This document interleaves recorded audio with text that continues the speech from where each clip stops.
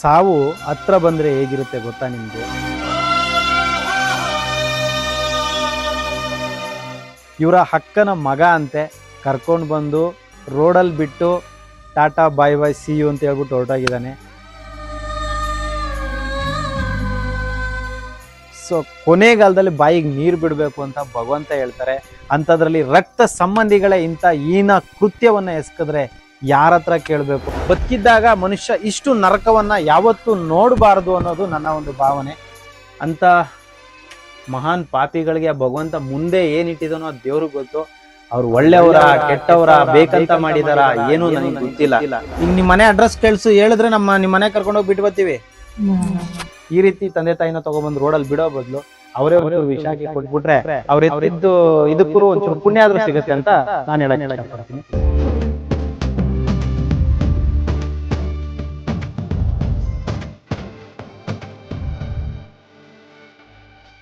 ಶನೇಶ್ವರ ಸ್ವಾಮಿಯ ಪಾದದಾಣೆ, ಒಳಗಡೆ ಒಬ್ಬರನ್ನ ಮಲಗ್ಸಕ್ಕೂ ಜಾಗ ಇಲ್ಲ. ಅನ್ನ ಕೊಡೋ ಭೂಮಿನು ಹೊಗಳುತ್ತಿದೆ ನಿನ್ನನ್ನು. ಉದ್ದೇಶ ಒಂದೇ, ರಸ್ತೆಯಲ್ಲಿ ಸಾಯಬಾರ್ದು ಅನ್ನೋದು ಅಷ್ಟೇ, ಬೇರೇನಿಲ್ಲ. ಊರನ್ನೇ ಬೆಳಗೋ ವಜ್ರ ನೀನು. ಯಾರಿಗೂ ಕೂಡ ಈ ತರ ಒಂದು ಪರಿಸ್ಥಿತಿ ಬರೋದು ಬೇಡ. ಯಾಕೆ ಈ ತರ ಮನುಷ್ಯ ಪ್ರಾಣಿಗಿಂತ ಕಡೆ ಆಗ್ತಿದನೋ ನನಗಂತೂ ಅರ್ಥ ಆಗ್ತಾ ಇಲ್ಲ. ಸ್ನೇಹಿತರೆ ನಮಸ್ಕಾರ. ಸಾವು ಹತ್ರ ಬಂದರೆ ಹೇಗಿರುತ್ತೆ ಗೊತ್ತಾ ನಿಮಗೆ? ಈ ವಿಡಿಯೋನ ಕೊನೆವರೆಗೂ ನೋಡಿ. ಇವ್ರ ಹೆಸರು ಬಂದ್ಬಿಟ್ಟು ಕಮಲಮ್ಮ ಅಂತ. ನಿಜವಾಗ್ಲೂ ಹೇಳ್ತಾ ಇದ್ದೀನಲ್ಲ, ಕರುಳು ಚುರುಕನ್ನತ್ತೆ, ಭಾಳ ಬೇಜಾರಾಗುತ್ತೆ. ಇವರ ಅಕ್ಕನ ಮಗ ಅಂತೆ ಕರ್ಕೊಂಡು ಬಂದು ರೋಡಲ್ಲಿ ಬಿಟ್ಟು ಟಾಟಾ ಬಾಯ್ ಬಾಯ್ ಸಿ ಯು ಅಂತ ಹೇಳ್ಬಿಟ್ಟು ಹೊರಟಾಗಿದ್ದಾನೆ. ಇವತ್ತು ಸಾರ್ವಜನಿಕರು ಆ ತಾಯಿಯ ರಕ್ಷಣೆಗೆ ಮುಂದಾಗಿದ್ದಾರೆ.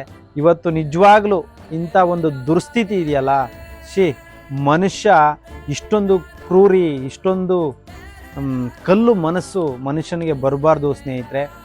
ಎಂಥವರೇ ಆಗಿರಲಿ, ಶತ್ರುಗಳಿಗಾದರೂ ಕೊನೆಗಾಲದಲ್ಲಿ ಬಾಯಿಗೆ ನೀರು ಬಿಡಬೇಕು ಅಂತ ಭಗವಂತ ಹೇಳ್ತಾರೆ.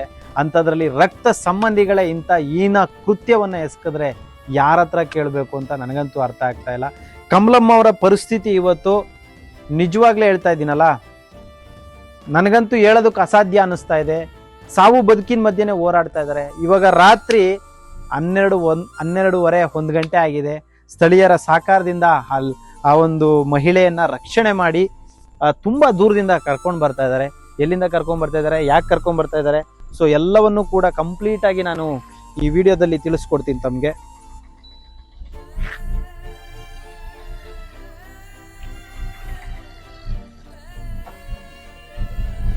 ನಿಜವಾಗ್ಲೂ ಬಹಳ ಬೇಜಾರಾಗುತ್ತೆ. ಕಮಲಮ್ಮ ಅವರ ಪರಿಸ್ಥಿತಿ ಇದೆಯಲ್ಲ, ಶತ್ರುಗಳಿಗೂ ಬೇಡ ಅಂತ ನನಗನ್ನಿಸ್ತಾ ಇದೆ. ಆದರೆ ಸಾವು ಇಷ್ಟು ಭಯಂಕರವಾಗಿ ಯಾರಿಗೂ ಬರಬಾರ್ದ್ರಿ, ಅಥವಾ ಬದುಕಿದ್ದಾಗ ಮನುಷ್ಯ ಇಷ್ಟು ನರಕವನ್ನ ಯಾವತ್ತೂ ನೋಡಬಾರ್ದು ಅನ್ನೋದು ನನ್ನ ಒಂದು ಭಾವನೆ.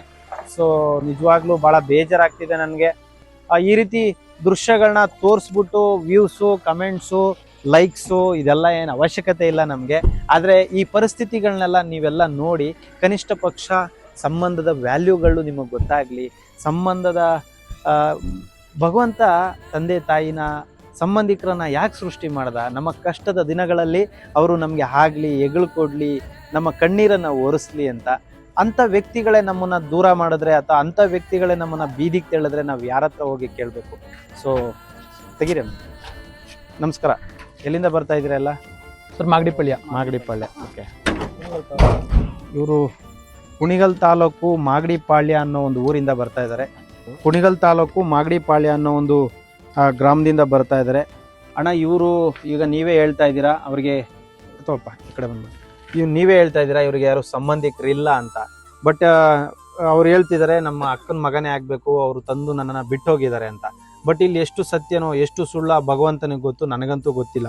ಬಟ್ ನಿಜ ಹೇಳಬೇಕು ಅಂದರೆ ಅವರು ಸಾವು ಬದುಕಿನ ಮಧ್ಯೆ ಅಂತೂ ಹೋರಾಡ್ತಾ ಇದ್ದಾರೆ. ಆದರೆ ಯಾಕೆ ಅವರು ಸಂಬಂಧಿಕರು ಇದ್ದರೂ ಅವ್ರನ್ನ ನೋಡ್ತಾ ಇಲ್ಲ ಅನ್ನೋದ್ರ ಬಗ್ಗೆ ನನಗೆ ಗೊತ್ತಿಲ್ಲ. ಆದರೆ ಎದ್ದು ನಡ್ಕೊಂಡು ಓಡಾಡುವಂಥ ಸ್ಥಿತಿಯಲ್ಲಿ ಅವ್ರು ಇದ್ದಾರ ಅಣ್ಣ? ಸರ್, ಇಲ್ಲ. ಖಂಡಿತವಾಗ್ಲೂ ಎದ್ದು ನಡೆದಾಡುವಂಥ ಸ್ಥಿತಿಯಲ್ಲಿ ಅವ್ರು ಇಲ್ಲ. ಅಮ್ಮ, ಏನು ಹೆಸರು ನಿಮ್ಮದು? ಕಮಲಮ್ಮ. ಎದ್ದೇಳಿ ಮೇಲೆ. ಎದ್ದೇಳಕ್ಕಾಗಲ್ಲ. ಇದು ಮನುಷ್ಯನ ಜೀವನ. ಅಮ್ಮ, ಯಾವ ಊರು ನಿಮ್ಮದು? ಮಾಗಡಿಪಾಳ್ಯ. ನೀವು ನೋಡ್ಬೋದು ಸ್ನೇಹಿತರೆ, ಇವರ ಕೈಯನ್ನೇ ಇವ್ರು ಎತ್ತೋದಕ್ಕೆ ಸಾಧ್ಯ ಇಲ್ಲ. ಅಂಥದ್ರಲ್ಲಿ ಒಂದು ಜಾಗದಲ್ಲಿ ಈ ಬ್ಯಾಗು, ಕರೆಕ್ಟಾ ಸರ್? ಹೌದು. ಈ ಬ್ಯಾಗು ಮತ್ತೆ ಚಾಪೆ ಎಲ್ಲವನ್ನ ಹಾಸಿ ಇವರನ್ನ ತಂದು ಅಲ್ಲಿ ಮಲಗಿಸಿ ಬಿಟ್ಟು ಹೋಗಿದ್ದಾರೆ. ಅಂತ ಮಹಾನ್ ಪಾಪಿಗಳಿಗೆ ಆ ಭಗವಂತ ಮುಂದೆ ಏನಿಟ್ಟಿದನೋ ಅದು ದೇವ್ರಿಗೆ ಗೊತ್ತು. ಅವ್ರು ಒಳ್ಳೆಯವರ ಕೆಟ್ಟವರ ಬೇಕಂತ ಮಾಡಿದಾರ ಏನೂ ನನಗೆ ಗೊತ್ತಿಲ್ಲ. ಬಟ್ ಆದರೆ ಸಾವು ಬದುಕಿನ ಮಧ್ಯೆ ಹೋರಾಡ್ತಿರ್ತಕ್ಕಂಥ ವ್ಯಕ್ತಿ ಅನಾಥವಾಗಿದ್ರು ಪರವಾಗಿಲ್ಲ, ಅಂಥ ವ್ಯಕ್ತಿನೂ ಕೂಡ ಕಾಪಾಡಬೇಕು ಅಂತ ಭಗವಂತ ಹೇಳ್ತಾರೆ. ಸೊ ಇವರ ಪರಿಸ್ಥಿತಿ ಇವತ್ತು ನೀವು ನೋಡ್ಬೋದು, ಇಲ್ಲಿ ಕೈ ಕಾಲು ಎಲ್ಲ ಊದ್ಕೊಂಡ್ಬಿಟ್ಟಿದೆ. ಅಮ್ಮ ನಿಮ್ಮ ಹೆಸರು? ಊಟ ಮಾಡಿದ್ರಾ? ಯಾರು ತಂದ್ಬಿಟ್ಟಿತ್ತು ನಮ್ಗೆ ರೋಡ್ಗೆ? ಅವನೇ ಅಂದ್ರೆ ಅಕ್ಕನ ಮಗ ಅಷ್ಟೇ ಗೊತ್ತಿರೋದು? ಮಕ್ಳಿದಾರ ನಿಮ್ಗೆ? ಯಜಮಾನ್ರು? ಆಸ್ತಿ ಅದೆಲ್ಲ ಇದ್ದಿದ್ರೆ ಚೆನ್ನಾಗಿ ನೋಡ್ಕೊಂಡಿರೋರು ಯಾರಾದ್ರು, ಇಲ್ವಲ್ಲ, ಅದಕ್ಕೆ ಯಾರು ನೋಡ್ಕೊಳಲ್ಲ. ಅಮ್ಮ ಏನಾಗಿದೆ ನಿಮ್ಗೆ? ಏನಾಗಿದೆ? ಅದು ಗಂಟಿತ್ತಲ್ಲಿ ಆಪರೇಷನ್ ಮಾಡ್ಬೇಕು ಅಂತ ಕರ್ಕೊಂಡು ಹೋದ್ರು ಬೆಂಗಳೂರಿಗೆ. ಯಾರು ಕರ್ಕೊಂಡೋಗಿದ್ದು? ನಾನೇ ಹೋದೆ. ಡಾಕ್ಟರ್ ಏನ್ ಮಾಡಿದ್ರು, ಅಡ್ಮಿಟ್ ಆಗ್ಬೇಕು ಅಂದ್ರು. ಕಡ್ಡಿ ಪುಡಿ ತಿಂತಾ ಇದ್ರಾ? ಅದಕ್ಕೆ ಆಗಿರೋದು. ಅಡ್ಮಿಟ್ ಆದೆ. ಅಂದ್ರೆ ಟ್ರೀಟ್ಮೆಂಟ್ ಕೊಟ್ಟಿ ಕಾಲು ಕೈ ಎಲ್ಲ ಊತ ಬಂದ್ರು, ಇಂಗ್ಲೀಷನ್ ಎಲ್ಲ ಕೊಟ್ರು.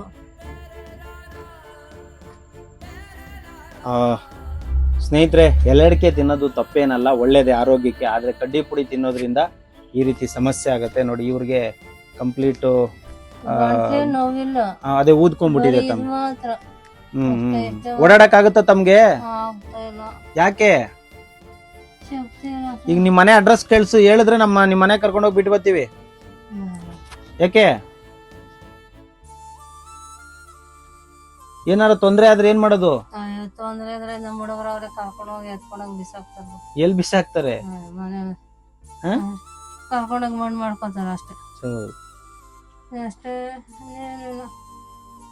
ಏನ್ ಕೆಲಸ ಮಾಡ್ತಿದ್ರಿ ಕಮಲಮ್ಮ ಅವ್ರೆ? ಹೋಟ್ಲು ಕೆಲಸ ಮಾಡಿ. ಹೋಟ್ಲಲ್ಲಿ ಕೆಲಸ ಮಾಡ್ತಿದ್ರಿ. ಕುಡಿ ಇಲ್ಲಿ ಬ್ಯಾಗು. ಇದು ಕಮಲಮ್ಮ ಅವರ ದುರಂತ ಕತೆ. ಇದು ಯಾವುದೋ ಒಂದು ಸಿನಿಮಾ ಅಲ್ಲ, ಅಥವಾ ಯಾವುದೋ ಒಂದು ಸೀರಿಯಲ್ ಅಲ್ಲ, ಇದು ನಿಜ ಜೀವನದ ರಿಯಲ್ ಕತೆ ಅಂತಾನೆ ಹೇಳ್ಬೋದು. ಸ್ನೇಹಿತರೆ, ಕೊನೆಯದಾಗಿ ನಾನು ಏನು ಹೇಳಕ್ ಹೊರಟಿದ್ದೀನಿ ಅಂತ ಹೇಳಿದ್ರೆ, ಇಂಥ ಒಂದು ಕ್ರಿಟಿಕಲ್ ಹೀನಾಯ ಪರಿಸ್ಥಿತಿಲಿರ್ತಕ್ಕಂಥ ಕಮಲಮ್ಮ ಅವ್ರನ್ನ ಅಲ್ಲಿಯ ಸ್ಥಳೀಯ ಗ್ರಾಮಸ್ಥರೆಲ್ಲ ರಕ್ಷಣೆ ಮಾಡಿ ಜನಸ್ನೇಹಿ ಆಶ್ರಮಕ್ಕೆ ಕರ್ಕೊಬಂದು ಬಿಟ್ಟಿರ್ತಾರೆ. ನಾನು ಈ ವಿಡಿಯೋದಲ್ಲಿ ಯಾರು ಒಳ್ಳೆಯವರು ಯಾರು ಕೆಟ್ಟವರು ಅಂತ ನಾನೇ ಡಿಸೈಡ್ ಮಾಡೋದಕ್ಕಾಗೋದಿಲ್ಲ. ಹಾಗಾಗಿ ಈ ವಿಡಿಯೋನ ನೋಡೋವಂಥವ್ರು ಪ್ರತಿಯೊಬ್ಬರು ಈ ವಿಡಿಯೋನ ಶೇರ್ ಮಾಡಿ, ಕನಿಷ್ಠ ಪಕ್ಷ ಅವರ ಸಂಬಂಧಿಕರು ಯಾರಾದರೂ ಇದ್ರೆ ಅವ್ರ ಗಮನಕ್ಕೆ ಈ ವಿಡಿಯೋ ಏನಾದ್ರು ತಲುಪಿದ್ರೆ, ಇವ್ರನ್ನೇನಾದ್ರೂ ಕರ್ಕೊಂಡು ಹೋಗ್ಬೇಕಂತ ಅನ್ಸಿದ್ರೆ ಖಂಡಿತವಾಗ್ಲೂ ಬಂದು ಕರ್ಕೊಂಡೋಗಿ. ಆಗಲೇ ನಾನು ಹೇಳ್ದ ಹಾಗೆ ಮನುಷ್ಯನ ಪಾಪ ಕೃತ್ಯಗಳು ಒಂದಲ್ಲ ಎರಡಲ್ಲ, ಇವತ್ತು ನಿಜವಾಗ್ಲೂ ಭಗವಂತ ಕೂಡ ಕಲ್ಲಾಗಿ ಕೂತ್ಕೊಳ್ಳೋಂಥ ಪರಿಸ್ಥಿತಿಗೆ ಮನುಷ್ಯ ತಲುಪಿಬಿಟ್ಟಿದ್ದಾನೆ. ಭಾಳ ಬೇಜಾರಾಗುತ್ತೆ. ಅಣ್ಣ, ತಾವು ಏನು ಹೇಳಕ್ಕೆ ಇಷ್ಟಪಡ್ತೀರಾ? ಈಗ ಆಲ್ರೆಡಿ 1 ಗಂಟೆ ರಾತ್ರಿ ಆಗ್ತಿದೆ. ಹೌದು. ಎಷ್ಟು ಟೈಮು? 1 ಗಂಟೆ ಆಯ್ತು. ಸೊ 1 ಗಂಟೆ ರಾತ್ರಿ ನಾವು ಬೆಳಗ್ಗೆಯಿಂದನೂ ಕೆಲಸ ಮಾಡಿ ನಮ್ದೇ ಆದಂತ ಕಷ್ಟ ನಮಗೂ ಇರುತ್ತೆ ಅಣ್ಣ.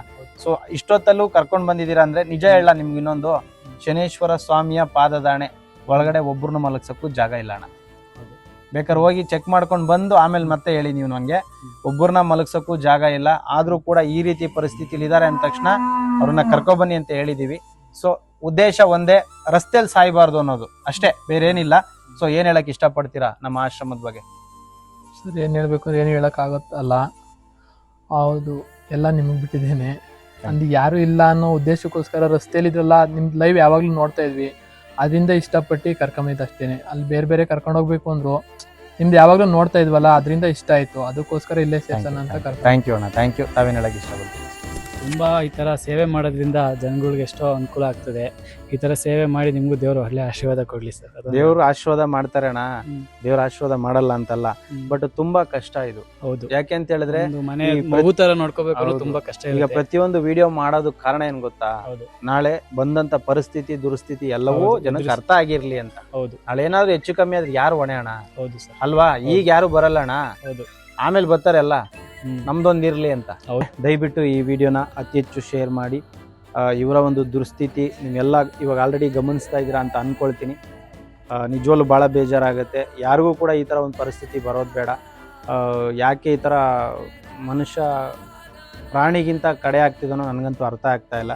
ಸೊ ಏನೇ ಇರಲಿ, ಕಮಲಮ್ಮ ಅವ್ರಿಗೆ ಒಳ್ಳೇದಾಗಲಿ, ಒಂದು ಒಳ್ಳೆ ಜಾಗಕ್ಕೆ ಕರ್ಕೊಂಬಂದಿದ್ದಾರೆ ಅಂತ ನಾನು ಕೂಡ ಅಂತೀನಿ.